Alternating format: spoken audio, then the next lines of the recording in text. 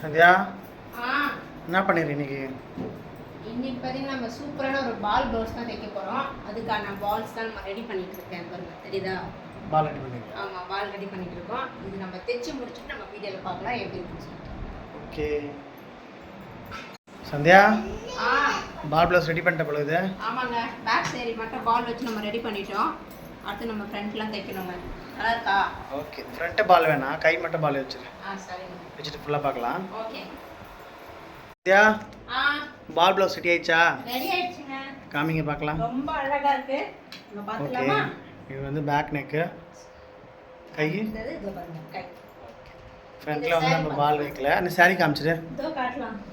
சூப்பரான ஒரு கலரு, எனக்கு ரொம்ப ரொம்ப ரொம்ப பிடிச்சிருக்கு. செம்ம கலர் பாருங்க. இது வந்து ஒரு கஸ்டமர் இந்த saree கொடுத்தாங்க. இந்த saree ப்ளவுஸ் இல்ல, ரொம்ப பழைய saree இந்த தான். சாரிக்கு ப்ளவுஸ் இல்லைன்னா ரொம்ப நாளாக கட்ட முடியல, வச்சு தச்சு கொடுங்கன்னு சொன்னாங்க. ஆமா. நம்ம என்ன பண்ணோம்னா இந்த சேரீல வந்து இந்த மாதிரி ஒயிட் ஃபுல்லாகவே ஒயிட் லேஸ் வந்து அங்கங்கே வருது. அதனால் ஒயிட் கலர் லிஸ்ஸு எடுத்து நம்ம வந்து பிங்க் கலர் பால் வச்சு செம்மையாக தைச்சிருக்கோம். உங்களுக்கும் இந்த மாதிரி ஏதாச்சும் பழைய சாரீங்க இருக்குது, ப்ளவுஸ் செட் ஆகலைன்னா கண்டிப்பாக என் நம்பருக்கு கால் பண்ணுங்கள். இல்ல வாட்ஸ்அப் பண்ணி